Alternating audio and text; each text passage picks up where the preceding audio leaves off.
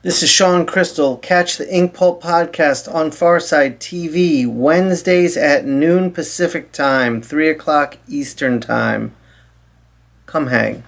Peace. This is the Inkpulp podcast. This is the Inkpulp podcast. Comics, hip hop, life.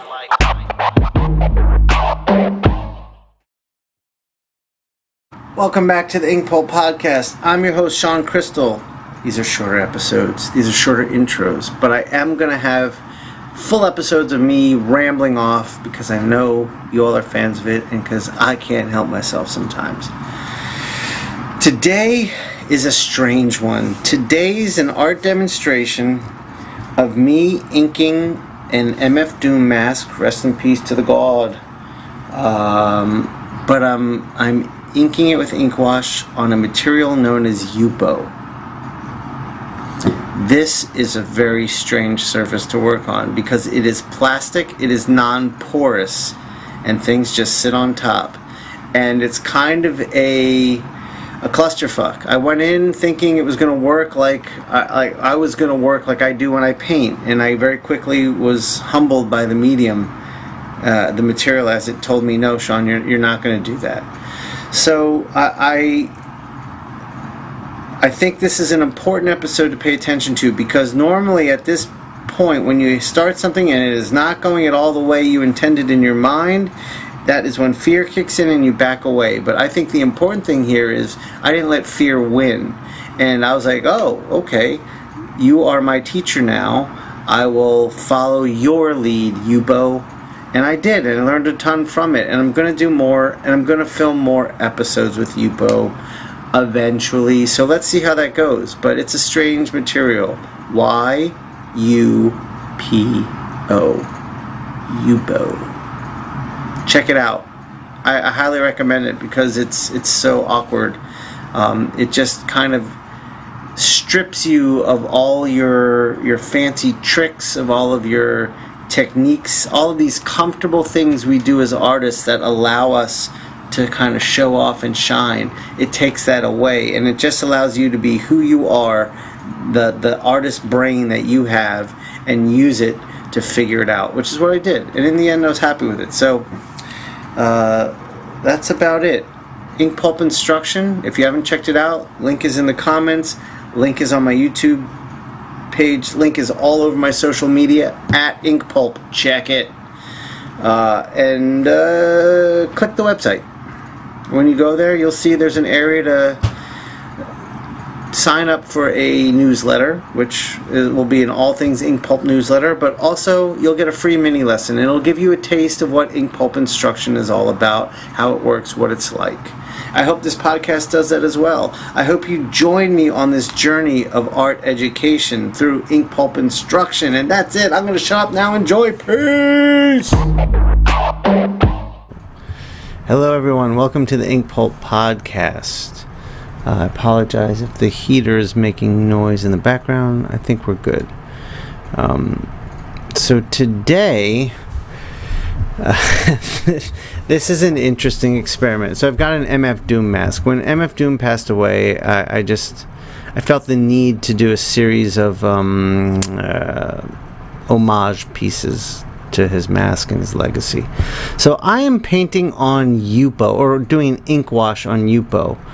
And this is plastic, and you can see the amount of resist I'm getting. So my initial approach was like I normally do, lay down a lot of water and then create a wash. Now what I didn't realize was by laying down a lot of water, I was basically allowing the plastic to resist everything. So this is an interesting process we have here.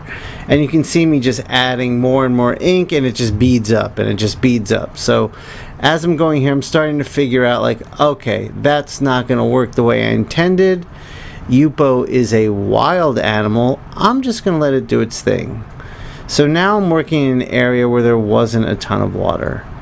And you can see I'm getting some better coverage. And at this point, I am saying to myself, you know, let's just ride this out. Let's let the teacher teach me, and the teacher being this strange and foreign material I'm painting on called Yupo, which is plastic. I know I've said it, but it's painting on plastic is a strange thing. And this is ink wash. You know, this is just, you can see in the white tray in the upper left hand corner, I have 3 different concentrations or mixtures of ink and water, so it's like 3 different values I'm using. And right now I'm just trying to get down an initial value of where the darks are going to lie, and then I'll build on top of that as we go. I started off with a much bigger brush. I'm working down to a smaller brush because I'm getting into some more detailed areas. And I didn't pencil out much. It's a very simple shape, and if you watch my inking Batman video, I do talk about trying to train myself to just trust myself, basically, and create more and more decisions in the inking process. So here I'm lost in the woods with Yupo, and I'm just like, fuck it, I'm gonna trust myself, and we'll see where this goes.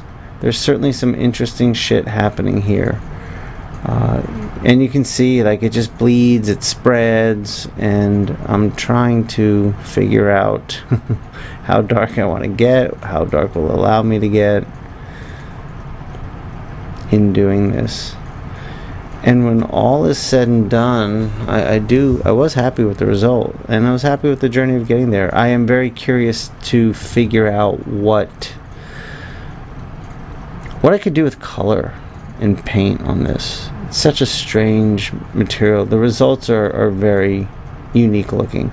I see Karan Grant doing this a lot. Karan's a brilliant artist who I know. If you're not following him on social media, it's Keron, last name Grant, Grant. He's just an extremely brilliant artist, and he does a lot on Yupo, and he gets great results. So now you can see I'm able to start to pull the darks in, and just working with the wet, it allows like this oil stain look, I guess is the best way to put it, like an oil stain in the street, where you get concentrations of thicker values and thinner, and you're not really controlling it, you're just letting it do its thing. And you see me pausing to evaluate the situation a lot, like I am right here, trying to figure out what the fuck am I doing. See how it beads up on the nose right there? It's a tricky medium. I highly recommend everyone doing this because it's so uncomfortable. I think it's important to get uncomfortable. So now that the paper is a little drier, I'm trying to get the wash to work a little better. And in some areas it is, and in some I'm still getting a ton of resist. Now, that resist could be the oils of my skin, because my arm rests there as I'm working, just sitting on top of the plastic. You know, paper will absorb that shit, and when paper absorbs it, it doesn't create an issue. I mean, you can't use a water-based medium on top of something oil, and you see, it's just not going to work, Shawn. You can keep trying, Shawn. Try it again. Go ahead. Oh, you stopped. Look at it. Look at the, yeah, okay. Here I am coming back to it after that section had dried. Now I'm using a different brush. I'm using a flat. Flat holds less water. Ooh, that was a neat little, like, pulling away. So I thought I'd try a flat to lay in a very light wash on top of the work I've done, so that there's not so much white in the mask. I think at this point I was like, maybe since I'm getting so much resistance in the background, I need to make the mask dark, and then the white of the background will define that. Because if you have a really dark background and a really dark mask, it's going to be hard to read.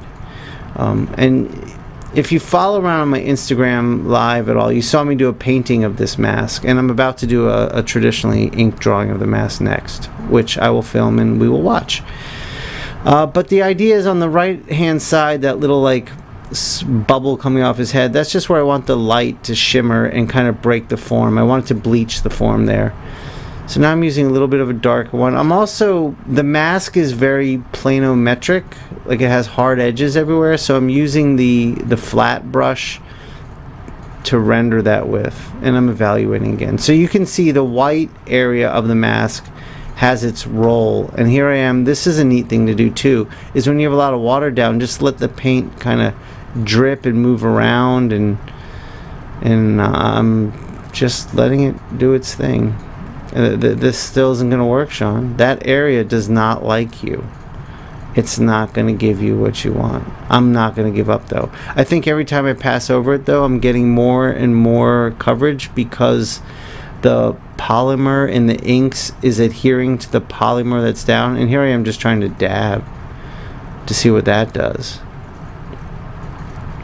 It's just resisting so much. So much. But yeah. You can see off to the side that, like, I really just want that white to shine, and I can't. I think here I'm trying to dry it. I'm blowing on it, if I'm not mistaken. I don't remember. All right, next day I'm back. Here we are. Boom, boom, boom. It's dry now. Look at, I got so much more coverage. So much more coverage on that side. Now the white is really starting to pop. And that's what I really wanted, was that light to really shine. Now I'm using, I've gone down to my traditional inking brush. It's a little larger than I normally ink with, but it's a Raphael 8404. I believe that's a size 6. So it's larger than I would ink with, but this is more of a painterly technique, and it's a very simple shape, so there's a lot of coverage needed, so I'm just working with it at this point. Trying to build the chrome look, trying to let it in. You can see the dry ink really has a nice touch on top of the paper. It almost looks like a film negative. A processed film, like a developed film paper. And coming from a background in photography as well as illustration, I enjoyed that bit of it. And here I'm deciding what white should really shine through in the end. And here I am using white ink. Okay? Now, what I'm doing this for is the white ink sitting on top of the dark will be so opaque, and it'll give it that shine and that shimmer. And I'm also able to do some corrective work in it, which is interesting too. Here I am really wanting to let that light come off the mask so the mask doesn't define it, like the white just bleaches the form in that area, which is something I play with a lot. So that was me touching with the white, and if I'm not mistaken, I'm trying to figure out where I went with this next. I did this a while ago. So right now I'm masking off areas with paper, which means I'm about to spray some white ink. Yep, there's the white ink. Let's get the toothbrush. Oh, yep, there it is. Toothbrush time. So now, get a little bit of water in there, spread the toothbrush around, flick it around. I really want this, and I did this on the painting too. I just wanted the white to really just explode off of there and give it texture, but also like direction. That was, you see, I'm really trying to save this at this point. But I know if I let it dry, I'll come back on top with black just like I am right now, and bada bing, bada boom, I'll be good to go. Get the other eye so they both have the same level of darkness, and that was the end. I guess I hit stop too early. Thank you again for watching the Inkpulp podcast. I highly recommend painting with Yupo. It is not comfortable, but it will teach you. This is the Inkpulp podcast. This is the Inkpulp podcast. Comics, hip hop, life.